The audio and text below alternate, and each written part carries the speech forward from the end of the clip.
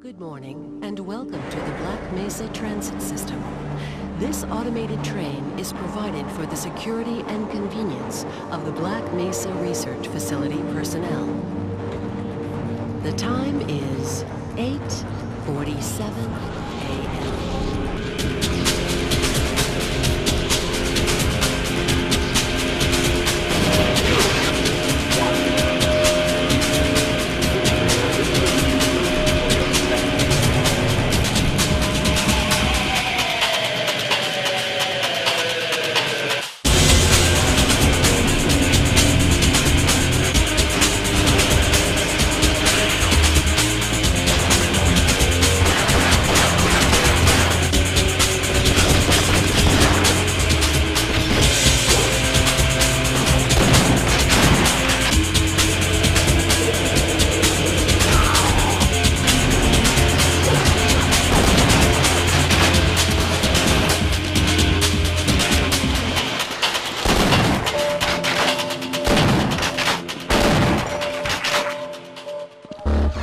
So Half-Life for the PlayStation 2 is essentially 3 games in one. The first game is a conversion of the original PC Half-Life, which was released in 1998.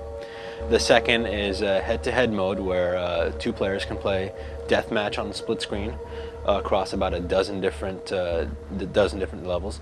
And the third game is called Decay, and this is really the meat and potatoes of Half-Life for the PS2. It's a series of levels that take place concurrently with the original Half-Life. Because Decay storyline really coincides with that of the original games, Half-Life fans will get to see a lot of the same places, a lot of the same levels, and a lot of the same events from that first game while playing Decay. For example, as Drs. Green and Cross, you'll get to hear Dr. Freeman inadvertently open the rift to Zen. You'll also see the Marines invading Black Mesa Research Facility from a different angle. You'll also come across the ruins of the hazard course after the accident had taken place. And an interesting note is that anyone who's played the original Half-Life on the PC knows that, or remembers that when they, as Gordon Freeman, went into his locker room to get his HEV suit, there were 2 suits already missing, and Sierra justifies this by saying that Dr. Green and Dr. Cross had already came to that locker room and taken their suits. Those were their suits, essentially. The game has a lot of these tie-ins to Half-Life. The style of gameplay for the Decay missions are obviously geared more toward puzzle solving than they are toward combat and action, although there's still plenty of combat and action throughout the game.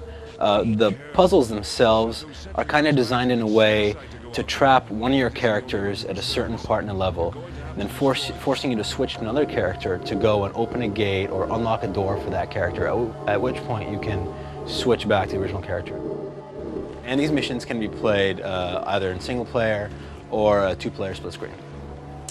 Anyone who's played Half-Life for the PC will be instantly familiar with the control scheme for Half-Life PS2.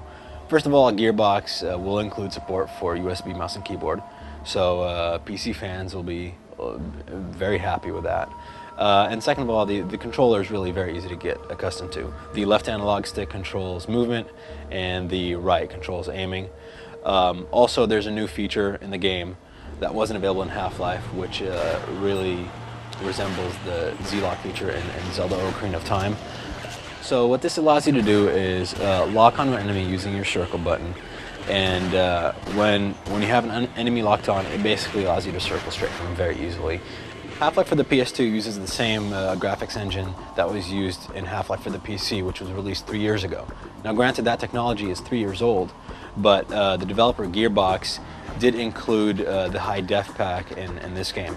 The High Def Pack replaces key models for weapons, characters, and environments, and it was originally released earlier this year for the PC in the Blue Shift expansion pack. Specifically, High Def Pack replaces all of the game's weapon models, from the crowbar to the shotgun to the rocket launcher, you name it, they've all been changed. Some of the character models, like the scientists and the Marines, have also been updated, and even some of the items, like the health dispensers and the HEV suit dispensers, are also drastically updated and really look a lot better. They all boast higher polygons and crisper textures.